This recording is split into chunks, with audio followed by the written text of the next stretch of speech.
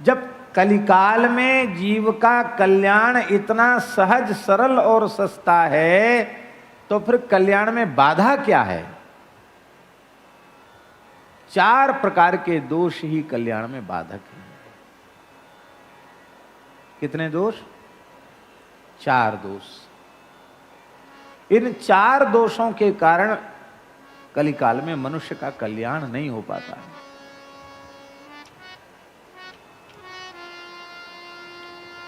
मंदाः सुमंदमतयो मंदभाग्या युपद्रुताः। ये 4 दोष। मंदाः, पहला दोष है मंदाह माने अलसाह, आलसी। सबसे पहला दोष है आलसी। भोजन में बिल्कुल आलसी नहीं है, भजन में निद्रा में भी आलसी नहीं। नींद आ रही है तो कहीं भी सो जाएंगे, मंदिर में खड़े खड़े सो जाएं, कथा में सो जाएं, लीला में सो जाएं, कोई बाधा नहीं। साधन में हर जगह परेशान, आलस। सेवा में प्रमाद, साधन में प्रमाद, भोजन और शयन में बिल्कुल प्रमाद नहीं, संसार के व्यवहार में प्रमाद नहीं, परनिंदा परचर्चा में भी बिल्कुल प्रमाद नहीं, भजन के नाम पे प्रमाद। क्या करें, आज तो रात्रि को नींद ही नहीं आई, आज बहुत देर हो गई, आज माला पूरी नहीं कर पाए, आज अमुक व्यक्ति आ गए इसलिए हमारा नियम छूट गया। अरे कुछ न कुछ समस्या तो बनी रहेगी ना हमेशा। कभी ठंडी होगी ज्यादा, तो कभी गर्मी ज्यादा होगी, तो कभी बरसात होगी, कुछ न कुछ तो रहेगा ही। पर इस बहानेबाजी में हम लोगों का अमूल्य समय नष्ट हो रहा है। पहला दोष साधन में प्रमाद, ये पहला दोष है जो जीव के कल्याण में बाधक है। दूसरा दोष है सुमंदमति। एक तो होते हैं मंदमति। मंदमति माने मंद बुद्धि।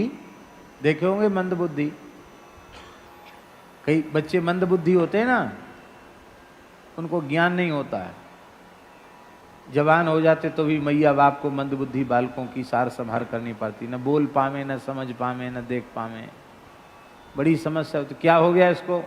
उनकी शकल सूरत भी अलग होती है, कहते ये मंद बुद्धि है, बोलते हैं कि नहीं? पर मंदमति मंद बुद्धि नहीं, सुमंदमति, ये दूसरा दोष है। बहुत चतुर चालाक है आदमी कलयुग का, बहुत पढ़ा लिखा, बहुत बुद्धिमान, अपने को बृहस्पति से कम नहीं समझता। हर आदमी अपने को पंडित समझता, विद्वान समझता है, और जो कुछ अच्छी उपदेश की बात आप उसे बता रहे हैं, वो कहेगा तुम क्या बता रहे हो, वो गीता भागवत रामायण की बात तो हम पहले से जानते हैं। आप जो कुछ उसे अच्छी बात सुना रहे हो और पंडित बन रहे हो कि हमने बहुत अच्छी बात सुनाई, वो तुमसे ज्यादा जानता है, क्या सुनाओगे उसको?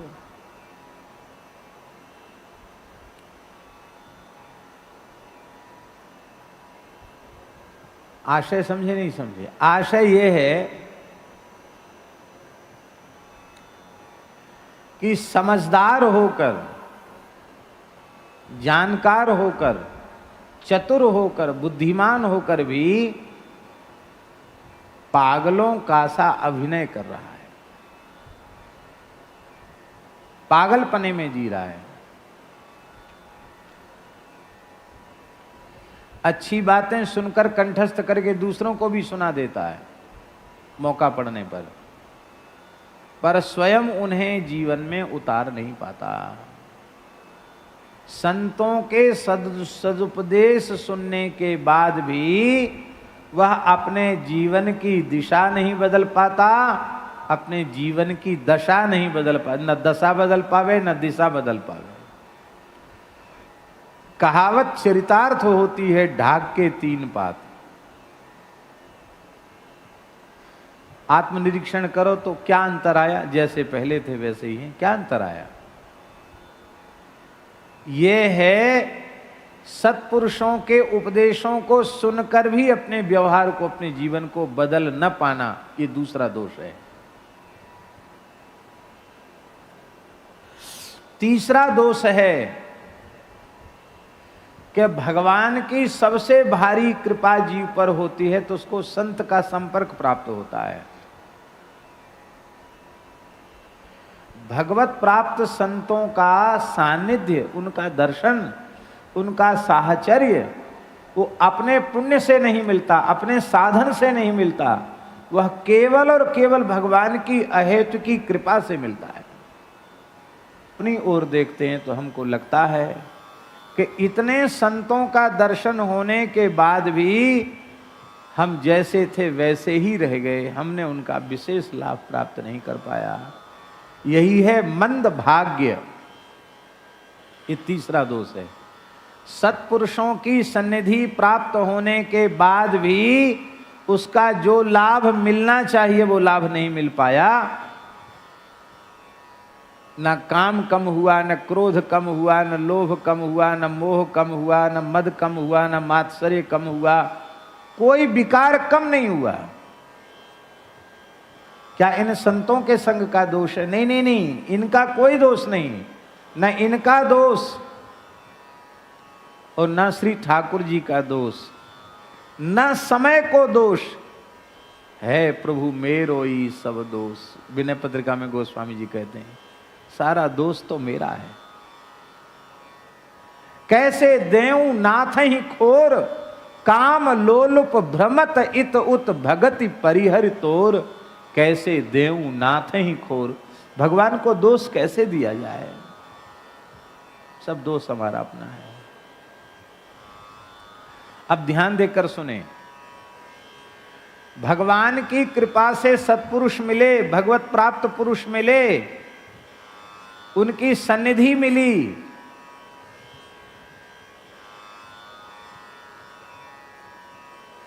लाभ नहीं ले पाए।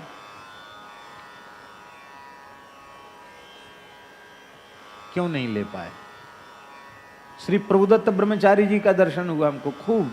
जब जब वो बगल में संकीर्तन मंदिर है आते थे तो उनका प्रवचन भी होता था, महाराज जी भी पधारते थे, हम भी जाते थे ब्रह्मचारी जी का दर्शन करने। प्रभुदत्त ब्रह्मचारी जी महाराज कितने दिव्य महापुरुष थे। श्री हरि बाबा, उड़िया बाबा का तो दर्शन हमको हुआ नहीं, नाम लेकिन इनका भी सुना। पूज्य श्री सुदामा दास जी महाराज कितने दिव्य कोटि के संत थे। पूज्य श्री चंद्रशेखर बाबा, कितने संतों का नाम ले हम। संतों की सन्निधि, भैया जी बहुत ऊंची बात कह रहे हैं। संतों की सन्निधि मिलने के बाद भी हमें लाभ इसलिए नहीं मिलता कि संतों के संग करने में हमें कुछ सावधानियां रखनी चाहिए। वो सावधानियां हम नहीं रख पाते हैं।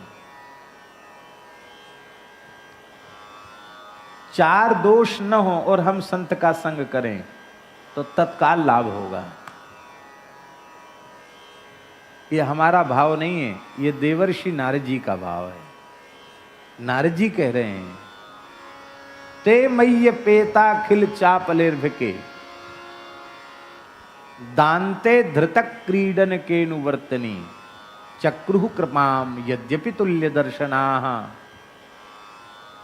शुश्रूषमाणे मुनयोल्प भाषिणी। भागवत जी का श्लोक है, प्रथम स्कंद का ये ना। चक्रुः कृपाम यद्यपि तुल्य दर्शनाः। संतों के लिए नारद जी कह रहे हैं कि यद्यपि तुल्य दर्शनाः, यद्यपि संत तुल्य दृष्टि वाले होते हैं, समान दृष्टि उनकी होती है, उनकी दृष्टि में भेद नहीं होता, लेकिन फिर भी उन संतों ने मुझ बालक नारद के ऊपर विशेष कृपा कर दी। तो क्यों की कृपा? तो नारद जी कह रहे हैं कि मुझ में चार गुण उन्होंने देखे इसलिए कृपा कर दी। कौन? सबसे पहला गुण है चंचलता का अभाव। आप किसी भी सत्पुरुष की सन्निधि में हैं, आपको गंभीर रहना चाहिए, चांचल्य नहीं होना चाहिए, अस्थिरता नहीं होनी चाहिए, स्थिरता होनी चाहिए।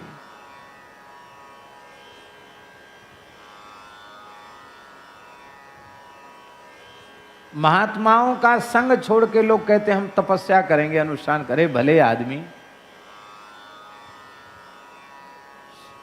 संपूर्ण साधनों को निष्काम भाव से किए जाने का फल तो है भगवत दर्शन, और भगवत दर्शन का फल है संत दर्शन। और ऐसे संत मिले हुए हैं, तुम तपस्या करने जा रहे हो, उनकी सन्निधि छोड़ के तुम्हारे जाने का मन करता क्यों है? सन्निधि में नहीं रहना चाहते। चंचलता पहला दोष।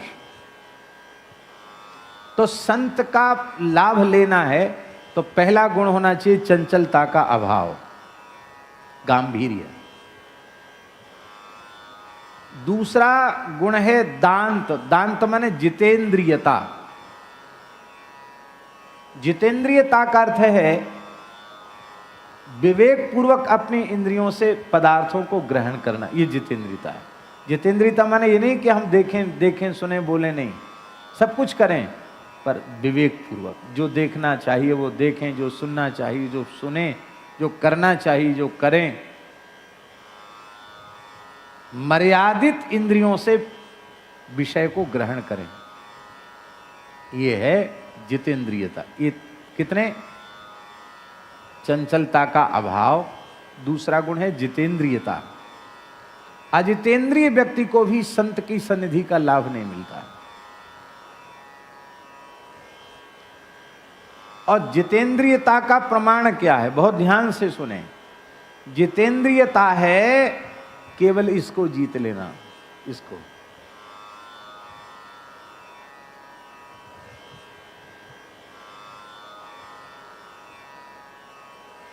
तावत जितेंद्रियो न स्यात् विजितान्येन्द्रिय पुमान न जयेद रसनम यावत जितम सर्वम जिते रसे।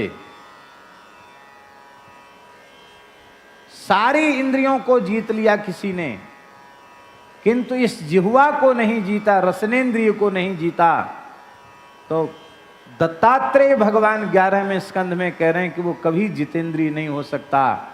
और जिसने रसना को जीत लिया उसने सारी इंद्रियों को जीत लिया। रसना को जीतना है, व्यर्थ की बकवाद न करना। रसना को जीतना है, खट्टे मीठे चटपटे पदार्थों को खाने की ललक न होना। जो भगवत प्रसाद मिल जाए, बिना कामना के, बिना संकल्प के, भगवान की कृपा से रूखा सूखा जो मिल जाए प्रेम से खा ले। जड़ भरत जी के सामने हलवा पूड़ी कचौड़ी रख दो तो उनको प्रसन्नता नहीं होती थी कि वाह आज तो तरमाल आ गए। और भैया जी उनकी भौजाइयाँ, भाभियाँ, उनको जला हुआ भात, सड़ा हुआ भात, और तो और चोकर, चोकर जानते हैं, भूसी, वो भूसी रख देती थाली में भर के, तो भूसी को भी उसी प्रेम से खा जाते जैसे कोई घी बूरा खा रहा हो। इसको कहते हैं जितेंद्रियता। समझे बाबूजी? कि बढ़िया साग तो चाहिए, चटनी तो चाहिए, गरम गरम फल का, ये नहीं। गड्ढा भरना है, गड्ढा भरना है, इस क्षुधा कुकुरी को टुकड़ा देना है, वो भी जो मिल जाए।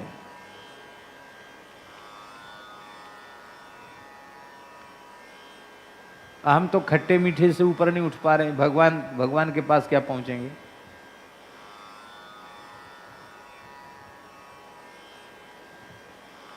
सबसे दुष्ट इंद्रिय है ये।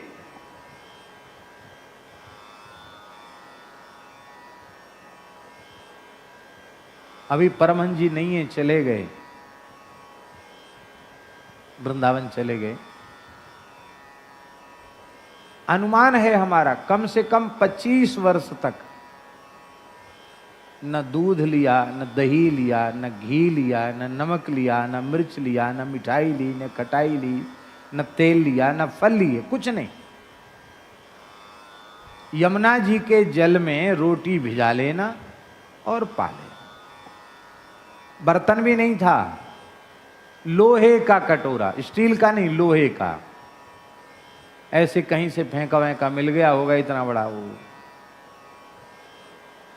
और वो कटोरा भी नहीं था भैया जी, वो डंका होते ना पुराने, उसका ऊपर का वो डंडा टूट गया होगा, वैसे फेंका पड़ा था। उसी को मांझ के उसी को रख लेते, ऐसा तसला जैसा। और जमुना जी का जल रहता छना हुआ, और पंगत में बैठ के पाते प्रसाद, पंगत में बैठ के, और पानी में भिजाया और पा लिया। रोटी होती तब तो रोटी बनाते नहीं, मिल जाती थी रोटी, पानी उनके साथ रहते ही था।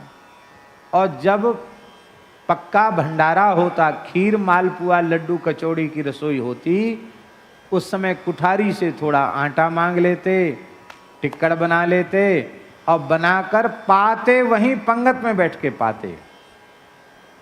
बगल में आमने सामने सब साधु खीर मालपुआ उड़ा रहे हैं, और वो उनके बीच में बैठकर पानी में भिजाकर रोटी खाते हैं। एक दिन दो दिन नहीं रुंगटा जी, कम से कम 25 साल। एक बार बहुत बीमार हो गए, कमजोर तो शरीर है ही है उनका, और उनको फिर महाराज जी रामकृष्ण मिशन हॉस्पिटल ले गए भर्ती कराने। भर्ती तो कर लिया, उस समय शक्ति स्वामी थे रामकृष्ण मिशन में, देखा होगा आपने, बहुत अच्छे संत थे।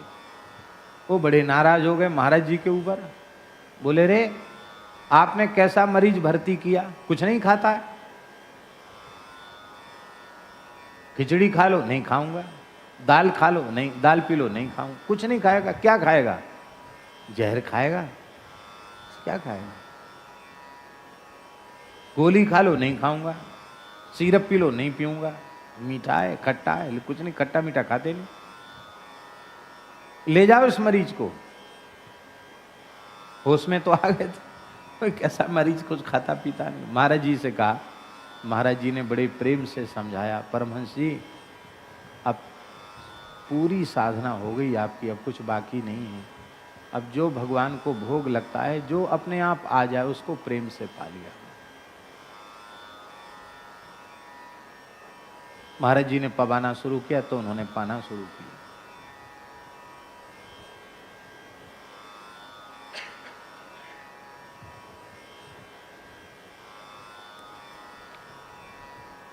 आज भी कैसी अवस्था है उनकी, इसको कहते हैं जिह्वा को पूरी तरह जीत लेना, जितेंद्रियता। कितने हो गए गुण, कितने हो गए?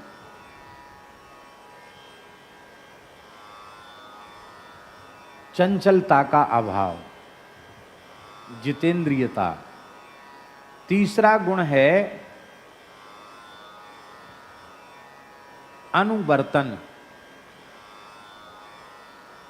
अनुवर्तन का अर्थ है महात्माओं के पद चिन्हों पर चलना। आप जिस संत की सन्निधि में हैं, उस संत के पद चिन्हों पर चलना।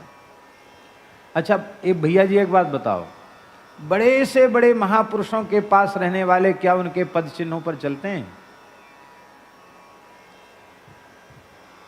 कहीं भी देख लो आप, परिकर में देख लो, बातें तो हम लोग उन्हीं की करते हैं कि उनके नाम से हमको रोटी मिल रही है, पेट भर रहा है, बातें तो हम करेंगे, लेकिन उनका अनुसरण हम नहीं करते, उनका अनुगमन हम नहीं करते हैं।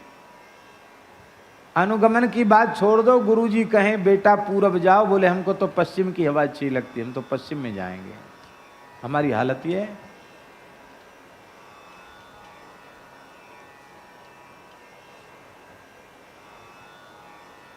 चौथा गुण अल्प भाषण। जिस किसी भी महापुरुष की आप सन्निधि में हैं, उनसे जितना आवश्यक समझो, अत्यंत आवश्यक समझो, उतना बोलो, क्योंकि अधिक बोलने में कभी न कभी उनकी अवज्ञा हो ही जाएगी। अमर्यादा हो जाएगी, अवज्ञा हो जाएगी। अल्प भाषण का मतलब ये नहीं कि वो कुछ पूछें तो गुम सुम रह जाओ, ऐसा नहीं है। तो अब बताओ, गुरु कौन भयो, चेला कौन भयो? कहने को तो हम शिष्य हैं, पर हम ही गुरु बन बैठते हैं। अल्प भाषण, बहुत बोलने से भी अवज्ञा हो जाती है। तो यदि हम संतों का लाभ लेना चाहते हैं तो गंभीरता, जितेंद्रियता, अनुवर्तन और अल्प भाषण, ये 4 गुण यदि हमारे जीवन में आ जाएंगे तो किसी भी साधु का संग करोगे आपको उसका पूरा लाभ मिलेगा। ये है मंद भाग्य, तीसरा दोष है। और चौथा दोष है प्रपंची स्वभाव, उपद्रवग्रस्त जीवन। इतने उपद्रव हमने पाल रखे हैं कि वो हटाए नहीं हटते हैं। आत्मबल बहुत गिर गया है, उनको हम छोड़ ही नहीं पाते। भैया जी, उपद्रव की परिभाषा क्या है? बहुत लंबी चौड़ी परिभाषा नहीं है। भगवान की सेवा में, भगवान के भजन में जो भी बाधक है वो उपद्रव है। जो भी बाधक है वो उपद्रव है, उसका त्याग कर दो। तजिए ताहि कोटि वैरी सम जद्य परम स्नेही। त्याग दो, उसको छोड़ दो। अब देखिए, इन 4 दोषों में मुख्य दोष है आलस। यदि हम साधन में प्रमाद करना बंद कर दें तो फिर दूसरा दोष अपने आप नहीं रहेगा, मंद भाग्य नहीं होगा, फिर संतों की सन्निधि का पूरा लाभ मिलेगा। जितेंद्रियता अपने आप आ जाएगी। साधन करेंगे तो अपने आप इंद्रियां नियंत्रित हो जाएंगी। फिर संतों के पद चिन्हों पर चलने का स्वभाव बन जाएगा। फिर इधर उधर की जर्रवक अच्छी नहीं लगेगी तो अपने आप कम बोलने लग जाएगा। कई महापैसा होगी, इतनी अंतर्मुखता बढ़ गई थी, अनुभव किया हमने। सब कुछ हो जाएगा, आप करके तो देखो।